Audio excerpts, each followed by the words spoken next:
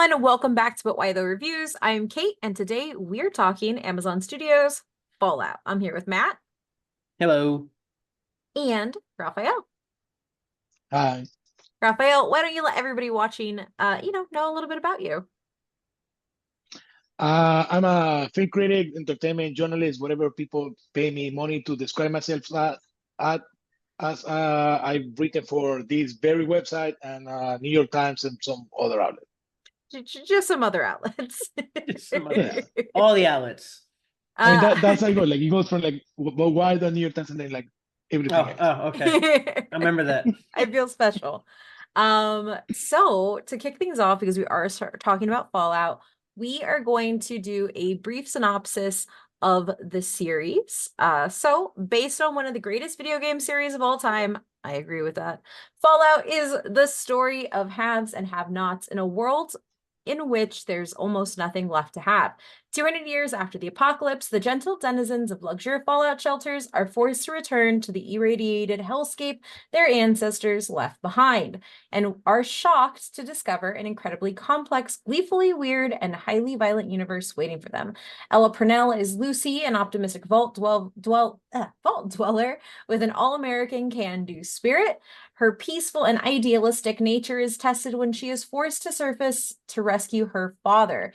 Aaron Moden is Maximus, a young soldier who rises to the rank of squire in the militaristic faction called the Brotherhood of Steel. He will do anything to further the Brotherhood's goals of bringing law and order to the wasteland. And then, of course, there's Walton Goggins as the Ghoul, a morally ambiguous bounty hunter who holds within him a 200-year history of the post-nuclear world. These disparate parties collide when chasing an artifact from an enigmatic researcher that has the potential to radically change the power dynamic in the world. Y'all, what were your expectations for this series? That's how we have to kick it off. It's live action Fallout. Raphael, do you want to start? Sure. I guess I think there's a before and after the footage and the casting in terms of my expectations. Like, I feel like with any adaptation of a big property like this, there's always like the initial skepticism of why are they doing this? It's not what can they do that's good, it's how are they going to ruin this? Yeah. And it starts as a negative that they have to like climb out of. But once Walton Goggins came on board, and once the first images and the set, like the leaks from the sets, started coming out, I was at least hopeful that the look was going to be right. Like, I had no idea I don't even have much hope in terms of like the story or the characters, but I knew that at least I wanted the look of the world to be right, and that's Yeah. all I care about, really. Matt, what about you? Obviously I was in the kind of the same boat when it announced. It's like, oh no, what are we gonna do here? How we do. But I kind of obviously I wasn't so much as the casting in Raphael term, but once they kind of said like this is obviously going to take place in the same world, but we're not going to try to adapt any of the other stuff that we already know and any of the lore. We're just going to kind of use it. They gave it a different time frame. Obviously, they give us a different location than the previous like 3 games that come out, even though we kind of do see, probably the first, few games of stuff from there, but they gave us a different time frame and they kind of give us a little different area and what they were going to focus on. I was kind of like, okay, I want to see what they're going to do, and I was kind of excited. Obviously, I love Fallout, so that could be interesting, especially because I was worried like they were just going to try to adapt one of the games, and I was like, but why? Or they were going to try to set it in there and try to mix Why and not? match. Yeah, and try to like fit this right in between. We're gonna pull Clone Wars, where we're gonna have like this takes place 1 month between here and here, and I was like, this is Yeah. gonna be dumb. But no, they're like, we're gonna go maybe not way off, but like 15 plus years. We've never seen any of this stuff. You'll recognize a lot of things, and so I was like, all right, I'm here to check this out. Yeah, I was really similar kind of to both of you. I think Goggins, I love anything Walton Goggins does. Like genuinely, that man, if he's in it, I will watch it. But more importantly, it was that teaser trailer.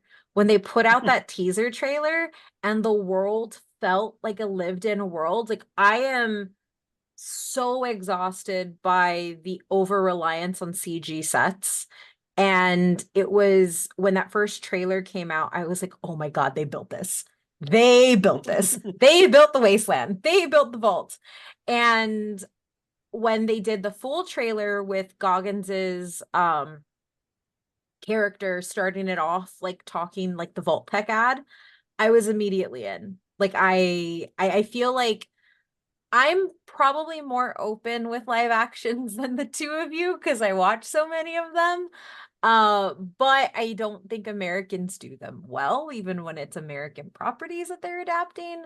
And I think for me, it was very much about getting the look of it right, getting the feel of it right. And I think that all the promotional material that they chose to kind of slow feed us, it hit it on the head and made me really excited going into it, which to start off on like what we thought about it, I think they nailed those parts. I think I don't there are few other shows out right now, like in this current wave of TV, that I think has as much dedication to building lived in worlds, because it felt like I could walk onto all of those sets and explore them and go past where like Lucy or Max was, and I could still see more of the wasteland. I was able to buy into it, and I think that like they balanced the retrofuturism of like the idealized American dream with the apocalyptic wasteland and brought it to life in that real Fallout iconic way that I think a lot of gaming right now is still even chasing. Like a lot of like, what is it, Atomic Heart is very much trying to replicate some of the stuff that was done in Fallout when it comes to visuals and everything like that. And to see the TV show get it 100%. That's my favorite thing so far. Matt, Raphael, what were some of the things you think went well? I think you exactly what you said. I think I wrote in my review that this show, even though it has a pretty good cast and it has like Walton Goggins and everything, the real star is just the world of the show, it's just the wasteland.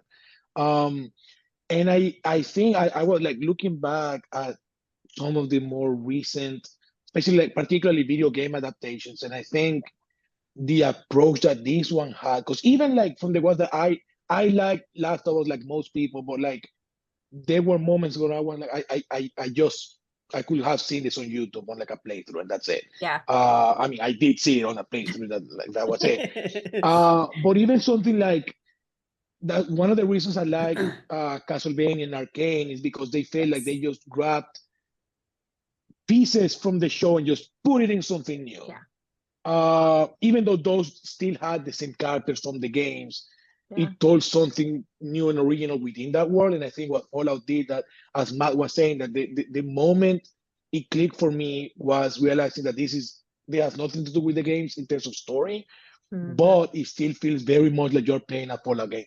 Yeah. Starting with the fact that the main story of Lucy going to the wasteland to find her father is literally like quintessential Fallout story. And then you just get distracted by a bunch of things and you just forget about the main thing. When there's And that that part for where me, Goggins characters calls out the side quest, and I was like, yes, yes, yes. yes, exactly. Like for me, that's what makes this show, if not one of the best video game adaptations, at least like prove that you can do or like you should do different things than just take a story that people already know and like and do the same thing again. Mhm. And prove that you can in fact make a show that feels like a game but not the game you already know. Like I actually put in my review as well, very specifically Castlevania and Arcane, because we got that in animation and we haven't gotten that in live action. We haven't had it be, because I think a lot of the live actions, I think Halo did this. I also think Last of Us, because it's just shot for shot, the game suffered from this, where it's weighed down by its IP, whereas Castlevania and Arcane were bolstered by their IP. They became something bigger because of it, but it was the fact that they embraced what was beloved, but they were never debilitated by trying to fit in everything. They knew from the start they were going to do their own thing and reimagine things, but also expand on the existing lore. And I think that Fallout for me is a perfect adaptation in that it does that. And Matt, like I want to hear Yeah, you no. because you played a lot. Oh yeah, no. I mean, Obviously, I like seeing the little, like, we get a lot of the game mechanics that you see in there. They showcase The and just a VAT lot of, system without the VAT system. yeah. I mean, there's a bunch of Yeah. stuff that you can clearly, if you play the games, you'll gladly see and you can definitely enjoy. And it definitely plays a part in a role and doesn't feel completely out of place, and it all makes sense and blends together. Kind of you all's point, because the first thing I thought of was one, The Last of Us, how basically a carbon cut shot for shot, and like who cares? But then they have off of some of the suffering that Halo's had of like, this Mhm. isn't Halo. And I'm like, so we're gonna do, and shot for shot, which kind of sucks in a way, but like this is such a vast world that you're able to do stuff. And I think by putting its own independent story, putting it away, there are, I think from my, if I remember correctly, there's maybe only one recognizable true character that you might see if you played enough of the games. Mhm. But outside that, everybody else is their own character, their own unique stuff. They don't have to worry about, seeing like these other characters and making sure like Master Chief operates the way I feel Master Exactly. Chief should operate. No, they're independent of that, but they still have that all what you want from a Fallout Yeah. game. Like, no, it feels like the whole show is a game of the way it works, whether it is finding your father or the side questing or just how you meet, or even just the interacting bridging between different groups of just you're on an adventure and walking. It feels like just the Yeah. whole time. I think the crazy thing is that like it legitimately feels, because I know in our interview with Todd Howard, he talked about like what he saw this as was like another game. Every game is a new story, and that's what this is too. And I think that by embracing that, you're really embracing the existing fans, but you're also giving new fans that first entry point into a world that is actually really rich and really diverse when it comes to the types of stories that get told within it. And I completely agree that like there are parts where like it feels like this literally like this script could have been the narrative for a Fallout 5, and I think it would have worked. Like that's really cool. It's Bethesda, so we will never get that, I'm pretty sure. But like it's really cool to have it exist as its own thing. And I think I don't know, I think it's setting an example for what more people need to do instead of just remakes and reboots, but actually just expanding the IPs that they're in instead of just regurgitating the same thing over and over again. Yeah, to be fair, I think that to a certain point, that also has to do with the IP itself. Yeah, Yes. The fact that yeah, Fallout doesn't have the kind of continuity or like that's fair. reliance of you on the player having to play every single game to understand the Yeah, lore to that's that they fair. don't have that many like crossover like, oh, a character that pops up here is also here. And because of how spread out they are, even though most of the games or like most of the current games are all on the East Coast ish, they're still like spread out in Yeah, both space and time.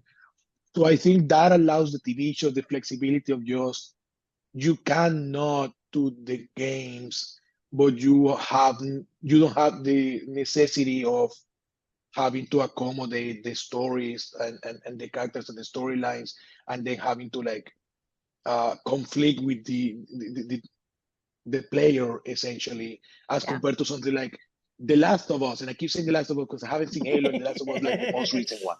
But something like The Last of Us, where if you don't tell the same story from the games, how is it different How do from you like tell it? Yeah, a Walking Dead?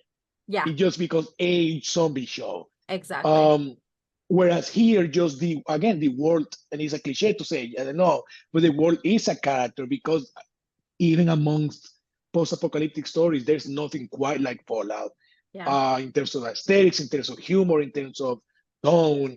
So that allows for basically any story you want to tell in it, really. So I will say, as far as like the story, I know we've been talking about like how the world and from the games and stuff. I will say, the story itself seems to get hit a lot better than a lot of the recent game stories we have. Even Yeah. from a different level, we see the more intricacies of what people knew about, like the older fallouts of basically fascism and communism. Yep. And we see a lot of that political things in here that, while it's always existed, and I know it's been one of the main critiques of the Bethesda games, and I do to extent understand that, especially the way they like to branch and allow players to have the freedom to just join everything and be everything. which has its benefits, but also comes at a detriment in ways of like, cool, man, you're now part of a fascist group while an anti-fascist group at the same time, and you're just leveling and ranking up. That makes no damn sense. Which, I mean, if you pay attention and read stuff in those games, you understand and see it, but it's definitely not at the forefront. Versus, I feel like they did a better job here where they put a lot of that stuff at the forefront. And that runs with a lot of these characters, and it basically runs through explicitly a lot The of these Brotherhood characters. of Steel are the bad guys, y'all. But I mean, even then, I mean, obviously we haven't gotten to what we didn't like. I don't think we even get to them as much as we No, should that's potentially. fair. I do But think at least No, we But I don't. think from what we get from Vault Tech in here and what we no, see from yeah, the vaults, like we yeah, always knew bad, but being able to showcase it and learn more about it, and then even just the general aspect of like how the things work. I yeah, just think we see this, particularly obviously Walter Goggins' character very well, of like there was a lot of messed up stuff, yeah, and kind of like what they're showcasing and what they particularly wanted to showcase as far as the actual bad Now, stuff is. yeah.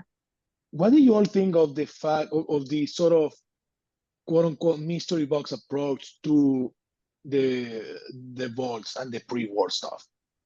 I Because at like it. least I think, as you know, when I was asking you some questions towards like the end of the season, um, in terms of like, because I was mostly like, where are they going with this? In terms of, Yeah, they seem to be doing something very, very different from the games, to a certain extent, and then they didn't, and I was very, very glad and very surprised by it.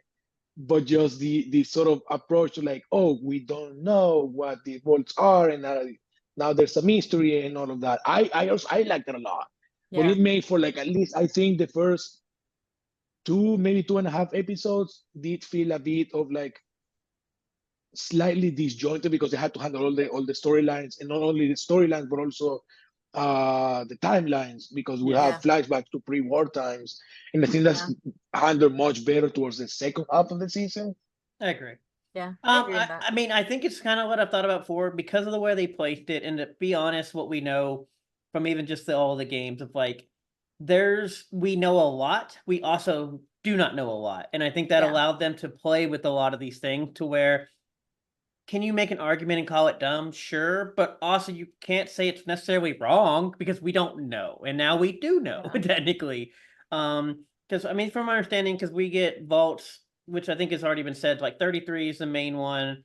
I think it's been shown all the way, so I won't say any more. But like, we've only known maybe 20 of the 100, and I think like 20 vault ish that's yeah, been known through the quote unquote lore stuff. And so like, there's tons of vaults that out there that you can play with, and you don't even have to touch stuff that's already been touched. yeah.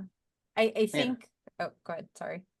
No, and I think allowing that to play through and kind of adding what you would like and what you can do. I mean, kind of like we said, if this could be Fallout 5. And I mean, if you take it that way, then guess what? They expanded on what we did not know in a Mhm. way that fit relatively well. Is it perfect? I don't know. I was happy with it. I don't also study the ancient texts of everything, but from what I knew and how much I've played of these games, I was happy with it. Whether people are Yeah. or not, I don't know, but yeah. No, I think that actually what it does really well, kind of like you said, is it plays in almost like the gray spaces of Fallout lore. Like it uses the concepts that we know, right? You can just infer that Vault Tech is bad, but then it takes it to the logical conclusion of where that goes. And I think that because it's working in the spaces that haven't been clearly defined by the games that we have currently, it allows it to kind of like kick open the doors of what the future of Fallout as an IP can be.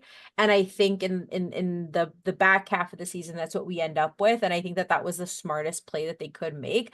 I think the mystery box approach to the vaults is really what gives the franchise even more longevity than it already had. I think that and I think that that's like the smart thing about this. And I know that like there were like some clickbait headlines that the showrunners didn't care about like players. But I watched this and you can tell that the people who made this are Fallout players. The people who made this are answering questions that they had after Fallout 2, after Fallout 3, after New Vegas. Like, and I think that in and of itself is what gives this series like not even just legs to carry itself independent of the video games, but it gives it such a long runway to push into the future and keep expanding forward in a way that doesn't feel derivative and a way that doesn't feel repetitive for anybody who does know the lore. Like, you can come into this as somebody who has played every Fallout game and you're going to learn new things and you're going to see how the world is going to expand. And it's exciting. Like, this is what I want from an adaptation. Like, genuinely, like it's No, I mean, wow. because I mean, the best part, like Raphael said, was a vast expanse. Like I said, 3 takes place on Boston East Coast, or no, excuse me, DC East Coast, I believe. Yeah. And then 4, we have 4 taking place once again on the East Coast, and then 76 is also technically the East Coast, or whatever you want to call West Virginia. I mean, it's still like the east part of the Yeah, we're coast. on the East, but what we learned from South-ish even east. but even New Yeah. Vegas being in Vegas and mentioning, Yeah. and I believe 1 and 2 taking place obviously on the West Coast, of like, we haven't touched the Midwest. We haven't even touched between different states. We haven't even touched all of like California. We haven't touched Nevada, like Maybe all of it's just Vegas. because I'm Texan, but I would like to know what the new Texas Republic is, because if there's a new California Republic, like there's going to be a Texas. Well, that's what I'm saying. Republic. We don't know any of this, and I think having these giant open areas, I think, allow for a lot of this basically a playground, and I think that's part of the reason that some of the games have for people work, because you are in a world of playground. Yeah. Now, something Kate said, what you said about how it allows for even more story to be told. And I think like the show, I think like when I started watching, I didn't even think about this being like a multi-season show. And then Why by not? the end, I was like, not only do I see it, I need it now, like in front of my Yes. eyeballs right now. And also, this is the first time a Fallout anything makes me want to see what happens next with this same cast and story. Yeah. Like even any of the games that and I like the game. I don't need to see what happens next. Like it's done. Like I Yeah. don't need my character to go into another state, another world. Like that, whatever. Move on to the different thing. I want to see these people go on and like visit the entire country. And I think that alone like makes this, as you say, like the equivalent of a really good new Fallout game that we didn't know we needed, but also the start of the first proper like Fallout sequel thing that I Yeah. didn't know I needed. Yeah. Like now I'm like, I want a Fallout movie. I want like 10 more seasons of this. And I did not know I'd be saying. I think like Matt, I think we were like on episode, we were like halfway through the season, and Matt was just like, I'd watch 80 episodes of this. And it was like, you know what? Yeah, I would. Yeah, I mean, obviously, we kind of are like, I know, kind of getting into the dislike. I know you mentioned the Brotherhood of Steel. I think they showcase some, but I think it's probably one of the weaker parts of the That's fair. actual I think show. that's fair. I think Maximus overall Yeah, is one of the agree. weaker parts of the show, which makes me sad. But And I don't think it's what's his name, Aaron Moden. Aaron. I don't think it's necessarily his fault for what he does. I just think his character just ends up being there sometimes and kind of like, I think either he was miswritten or miscast. Like he's not bad, but I think there's a bit of a dissonance between his performance and the character and the character story that I think doesn't click 100% well. I think it's underwritten. I feel like they were kind of like, we have to have power armor. We can't have a story without power armor. Yeah. And so they found out how to put power armor in the game. I don't think it's bad. To be fair, power armor is really good in the game. No, it's very good. It's very good in the show. Very, very good. Especially with Goggins. Oh, but I think that like it's not bad. It is just not written to the caliber that Lucy and the Ghoul are.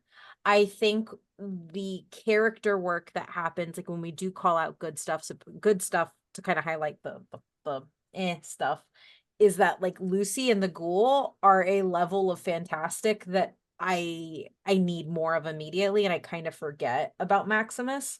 And I think the Ghoul being used as a narrative bridge between the past, present, and like kind of being the overseer of the narrative to see where it's going, I think was a really smart decision. But I think because of that strength, it just makes the Brotherhood feel a little like worse than it would, if that makes sense. Yeah, I think Yeah. it's if we're talking about I think that the factions in general are a little bit underdeveloped in the first season. Yeah. Yes. Uh, which, to be fair, again, because they have the opportunity of continuing the story and not just doing the one season and be done with it and moving on to something Hopefully. else. Uh, hopefully, even though will an anthology be that bad? To be honest, I would be curious. They're not doing. I don't think they will do that, but it will be I interesting. I I don't would want it because I want more of the ghoul and the Same, sweet baby same. that he But has it will with be him interesting. now. I think. I think it'd be Yeah. I think interesting if that's what they set it up to be, but clearly I don't believe that's what they Oh no, set this clearly up they're for. not. Clearly they're So I not. think it But I would think it will Yeah. be not work. interesting. But yeah, to that point. But I I think think it like has the legs to do because it though. Like it could be like a Fallout West Coast. That obviously that's not the name, but like a different it could vault. like once they It finish it, so they could, could do that. But yeah, anyway, I think because they're building out to another season, I think they could afford to introduce the factions as more of a this is a cool visual for newcomers and a nod to players know what this is, yeah, and then make that a bigger thing for season two yeah. I think because that's fair. they really play into the latter half of the season. Uh, Rather than like being there like a really important thing from the beginning. So I think it's mostly like we're setting up a bigger No, conflict I don't between disagree. I I think factions, I based agree. on what guess. we got, if we do more, I think the Brotherhood obviously plays a lot bigger role, and I'm assuming we'll learn a lot more. But if we're going based off of what we just saw, Yes. if you do not, you kind of know some stuff, you kind of get a little bit of the things, but you don't fully grasp of what we know, particularly in all the lore of what the Brotherhood of Steel is. The fact that the Enclave is just what we mentioned a little Yeah, bit, and you kind Yeah. of just see like some few stuff of it. We don't know anything about that other than Yeah. thing. And so I do think you're not wrong, and the factions themselves just aren't developed at all. But I do think they did lay some groundwork. And obviously we don't know if we set up for season two. We don't know if we're getting season two or how we're going to play this all out. But no, I think the groundwork they laid is there, which is, to be fair, how you should probably write a TV show, laying groundwork to get people for the next season. But we live in a lovely society where we don't know what we're getting at this yeah, point. And to be So honest, yeah, sorry. oh no, and that's what I think is kind of the frustrating but good part of like I'm excited for what if we get next, but I'm not guaranteed what we get next. yeah, Yeah. And I think to be honest, again, something that's why I started with my favorite thing about the show is just looking at it and yeah, being in that world because I think to a degree they can get away with not focusing so much on the faction by just having the iconography and the imagery make them feel different than just your yeah, standard. Oh, we have the military faction, the yeah, post-apocalypse, and we have the raiders, and we have the thing. Because it's not just the military; it's just people with power armor who yeah, are also kind of a religious fascist thing. We have whatever the hell the other things are.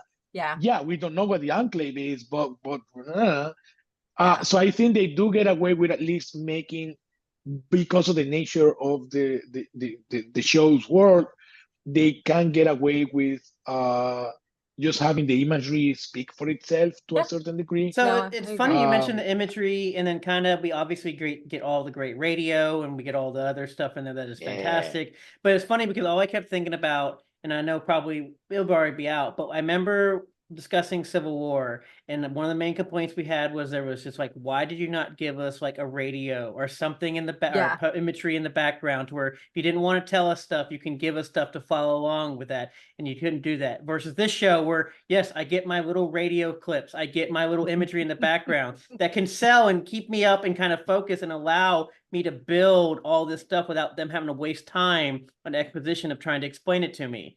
And yeah, all I kept thinking about was like, damn it, Garland, you could have like this is what I more or less wanted than what you did, but yeah. this is Because what I got here. Well, because I do think that that's like a good added point to like your first point, Raphael, about like the world being a character in and of itself. Like this show understands environmental storytelling in the same way that a video game understands level design. Because in a video game, you can't just put in a whole bunch of exposition most of the time. I mean, you can put tutorials if you want, but like a good immersive game, most of the time, it lets the environment teach you about the story that you're going into. It lets it teach you about where you can go, where you can't go. And I think that that was one of the beautiful things, which each of the sets that are designed for the Fallout TV series is each of those sets can stand on their own. And when you walk through them, you can see the bits and pieces of what the world is like right there and then, and how the people are living in it. And I think that that is a level of detail that helps push it up when it comes to like that adaptation level. Because to your point, Matt, like the use of the radios, the use of the backgrounds, it never feels exposition heavy. And the only time there's exposition, for the most part, it is being used with Lucy, who has no idea what the world is. So it becomes a story point because she's over here saying okie dokie to like people that want to eat her. So like, and I Okie think that dokie. it's like, it's so smart. And also, like, shout out to I Lucy. love I her. love She's the you, best. you sweet, sweet baby who refuses to turn into something that you're not. I'm proud of you. But yeah, I think as we get close to time though, are there any other like I guess issues that you all had with the series, or I needed more dog meat. That's all I needed. There we go. yes, We didn't have enough dog that's meat. fair. That's fair. I Yeah. agree. I agree. Much more dog meat. Although Oh, and I probably could have used a little few more just even creatures Mm, in there. I think we get yeah, some, but I don't think for a vast number that we know within the actual, that's IP and fair. everything, I don't think we get that many. We get a lot of roaches, Yeah, which is I great, but thought we don't were get a gonna lot. get more abominations for Yeah. sure. Yeah. Raphael, what about you? Yeah, mostly what you just said. I think the my biggest problem was just the brotherhood. Really, I would have liked to see more creatures, but I understand them wanting to have just the background speak for itself now, and maybe like introduce creatures down the line.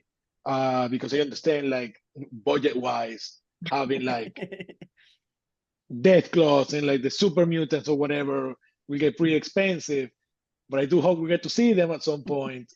Uh, I did like the main, I guess the main creature in the season. It's in the trailers, the one with the finger teeth, and Yes, that the was little pretty gross and axolotl, cool. the Yeah, the mutant axolotl. Yeah, I axolotl. love that thing.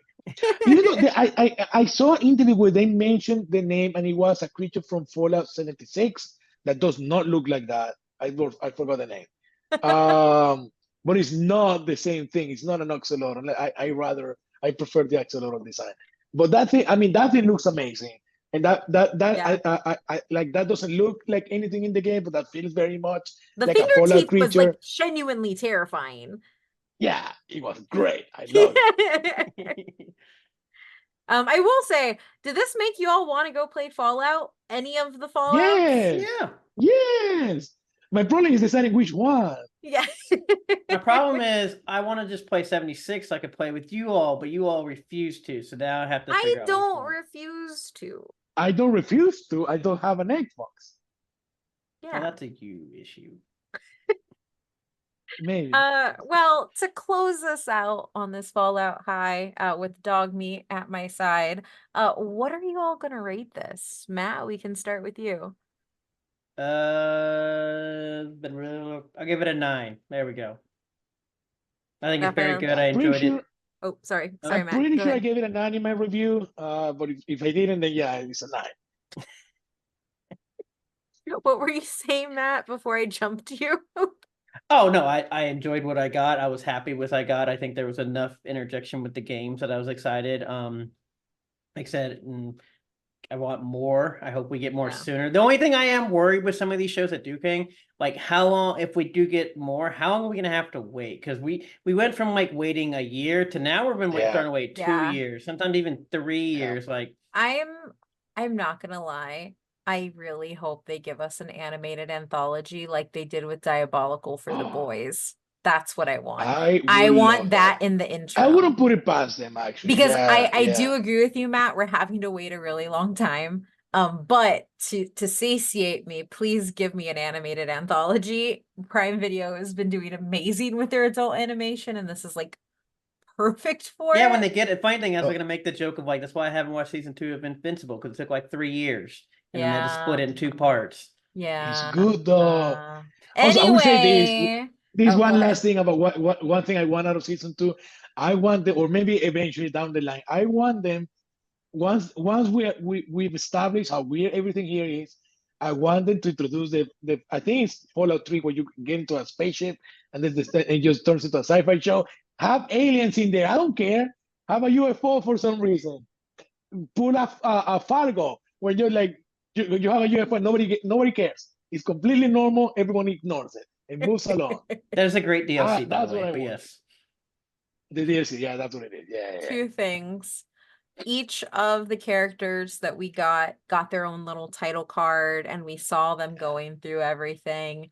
I would like in season 2 a dog meat dedicated section of the episode where we just see that sweet baby going through everything on their own and seeing what's going on. That's my request for season 2. But my score, what sucks is I want to give it a 10. Like in my heart, this is a 10. Like this is everything I need a series to be. It's everything. But Maximus is just underdeveloped and I can't give it a 10, so I'm going to give it a 9.5 instead. And that makes me sad because it's very much a 10 in my heart, but I had a critique, so I can't give it a 10. Maybe season 2 will be a 10. But yeah. Matt, where can everybody find you? Oh, they have to find me? That's right. You can find me on the interwebs at datm18 DATTM18. And then obviously I write things occasionally at butwhythough.net, which Raphael said apparently is the greatest website ever made. Raphael, where Your can words, not everybody find mine. you? I'm on the internet at Rafael Motamayor. That's MOTAMAYOR, and I write for very rarely and on occasion for both Wido and New York Times, Life, and a bunch of other sites.